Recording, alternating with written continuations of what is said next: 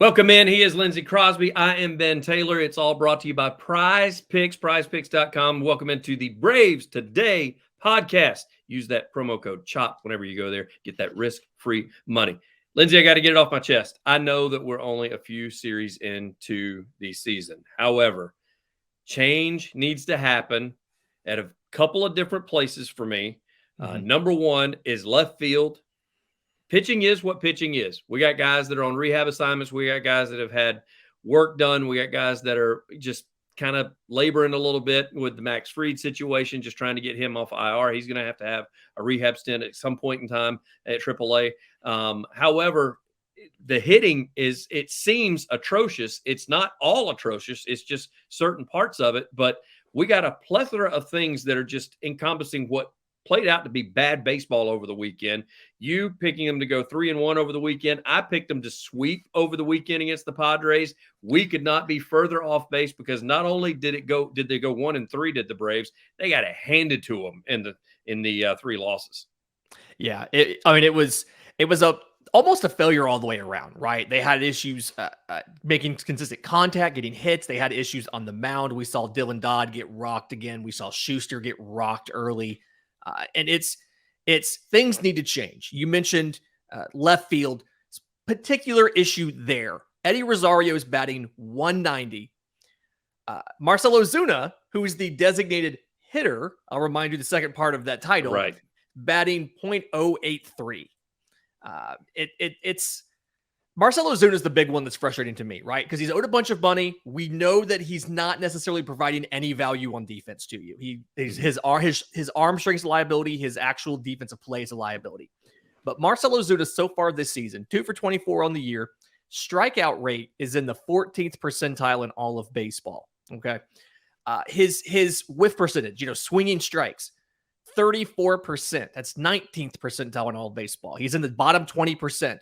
And the worst part for me, the reason why I don't necessarily think Marcell Ozuna is redeemable in this situation at the plate is he misses pitches in the strike zone. Okay. The MLB average for contact on a pitch in the strike zone is 82.5% this year. Marcell Ozuna is below 70%, 68.8. So he's not even able to make contact with pitches in the zone at an average rate. And we're expecting him to be our DH. Yeah. It's just something's got to change. That feels like that is the most immediate thing you can do is make a change at DH.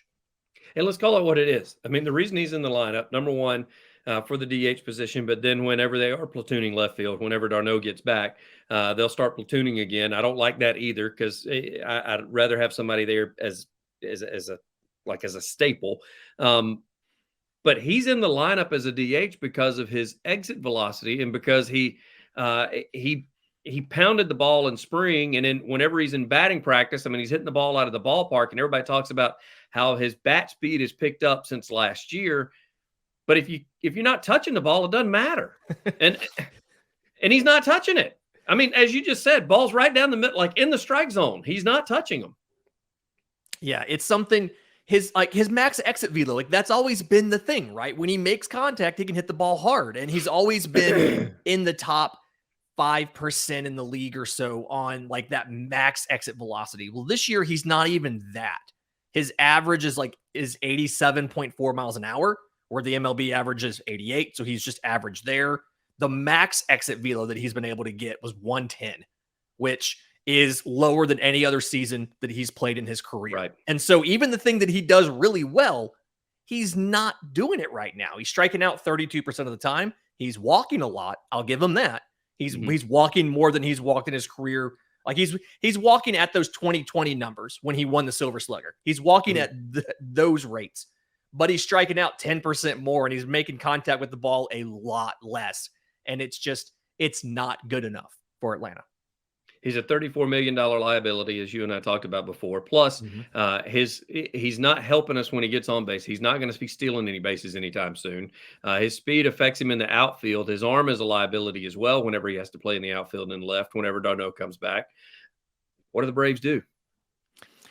That's the hard part, right? I mean, if you look at the construction of the roster right now, you're out Michael Harris, you're out Travis Darno. So you're playing one of your extra outfielders in center field, and Sam Hilliard. And credit to Sam Hilliard, every game he's been the starter, he's gotten at least one hit. Okay. Your Travis d'Arnaud is your other rotational DH. He's out for at least a week. So right now you have an extra outfielder. You have Kevin Pillar. You can put Kevin Pillar at DH. Other than that, that's about really it. You have him. You have Ehire Adrianza. You saw him pinch hit in the 9th inning on Sunday night. You have those two guys. Not a lot of other options for depth on this team. And if you're going to call somebody up from AAA, the most obvious candidate is Vaughn Grissom. But Orlando Arcia has done really well, both defensively and offensively. And so you can't take him out of that starting shortstop job. You can't put Vaughn Grissom at DH. The whole thing he has to work on is the defense. And then if you move Vaughn Grissom to left field, well, what did we just spend that whole offseason sending him to New Orleans to work with Ron Washington for? Yeah. So there's not an easy solution here for Atlanta. They have to hope they can get Michael Harris back soon. They have to hope they can get Travis d'Arnaud back soon, and they can find a way to minimize the exposure to both of these guys in the lineup. And what really needs to happen, and we both know this, a lot of folks do, but the front office won't do it, is you need to just wash your hands of Marcell Ozuna. Stop trying. Go ahead and let him go. Pay the $32 million for him to be gone and use that roster spot for somebody else who can actually contribute. You mentioned Arcia. Arcia is one of the few that's actually hitting in the bottom part of the lineup. Yes, he goes. So the bottom part of the lineup on Sunday Night Baseball. So from 5 through 9, they go 3 for 17. 2 of those 3 hits are Orlando Arcia's. And he right now, his slash line, he's played every game, 286, 324, 514. He's got 2 home runs, 4 extra base hits, 2 walks to 9 strikeouts, 10 hits, scored 7 runs. I mean, he's doing his part from either the 8 hole or the 9 hole where he always hits. It's just the rest of the guys down there. It's your Rosarios, it's your Ozunas. Sean Murphy has hit the tar out of the ball, but right to a lot of guys. I feel like that's going to fix itself. That's going to drop soon. It's consistent hard contact. Like I said, Sam Hilliard is doing his part since he's been a starter. You just need more consistent performance from all those guys down there. And I'm going to lump Ozzy Albies in that group as well. I completely agree. He looked really bad on Sunday Night Baseball. A couple of strikeouts that he had. I mean, he looked like he got good contact at the top as far as the first part of the pitch count, but towards the end, whenever they sat him down, I mean, he's swinging at stuff that's just not even in the zone. And he looked kind of empty. And I don't know. I think that'll come with Albies. His swing is just different for me anyway. It always looks like he's swinging too big of a bat. But the thing is when he makes contact, he usually hits it hard. It's just right now he's not really making a lot of contact. Yeah. And so speaking of hitting woes, then we head to Cincinnati. The Braves do. Cincinnati's hitting woes are about as bad as the Braves. They're just hitting just over 200. But you said it best. It is Cincinnati. I mean, this isn't the big red machine that people are used to seeing back in the 70s and 80s. Yeah, that's the saving grace here is your hitters, your top of the lineup is better than their top of the lineup. And the bottom of your lineup has the potential to be better than the bottom of their lineup. And your pitching, if everything works out and guys are healthy, can be better than their pitching. So this feels like, and it should be a winnable series, but I'll remind you what happened early last year when the Braves dropped the series to Cincinnati to open the season. Yeah. Well, yeah, say we got that. And now the Braves finally get a day off after this series before they end up heading to Kansas City. However, not before they have to face 3 guys. They do dodge a bullet. We were talking about prior to this. They dodge a bullet as far as the pitching rotation is concerned. The Braves still don't know who they're going to throw on Tuesday night just because we're still dealing with that whole who's injured, who can we bring in, who takes care of things. But Ashcraft will take the hill for Cincinnati to start things off against the Braves in the opening game of the series.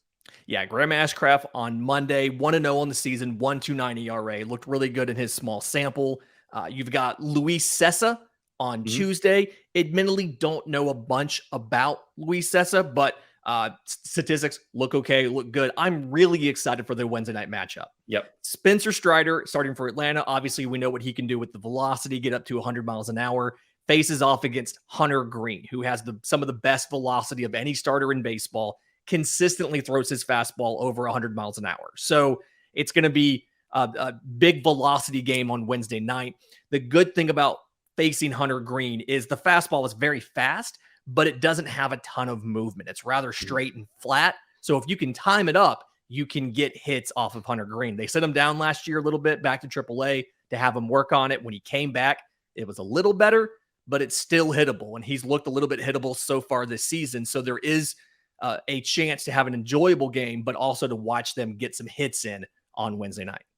Keys to success for the Braves, besides the obvious of trying to get the bottom half of the lineup to hit the ball at some point besides Orlando Arcia, because I got to be honest with you, if he tweaks a knee or an ankle or springs a hamstring or something like that, oh my goodness gracious. I mean, that's just, it's almost like, you know how you just keep the inning rotating. Don't even get a 3 up and 3 down. Let him wasting at bat. Don't let the pitcher pad his statistics because he's going to sit him down anyway. I think one of the big takeaways or one of the big keys to success is more patience at the plate. Atlanta's done a lot of first pitch swings, a lot of second pitch swings. And unless you know it's coming and you hit it, you're now in a disadvantaged count. And when you get behind in the count, your batting average is that below even what Cincinnati's is as a team.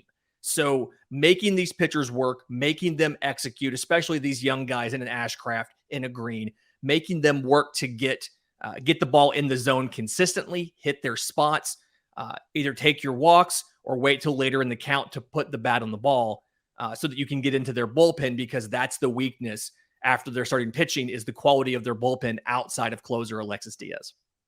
No panic button yet, but I'm darn close. I'm just not quite there yet, but I know there are 162 ball games. It's just until we start putting some players that have been injured and some pitchers that have been injured and everything else back in full rotation, then I'll feel a little bit better about the Braves. Braves and Cincy, that'll be coming up this week, and then they'll get a day off, and then we will have your preview of the Kansas City series. He's Lindsay Crosby. I'm Ben Taylor. Braves Today podcast. You can find us at bravestoday.com, on the Twitter at Braves_today. Lindsay, thank you, sir.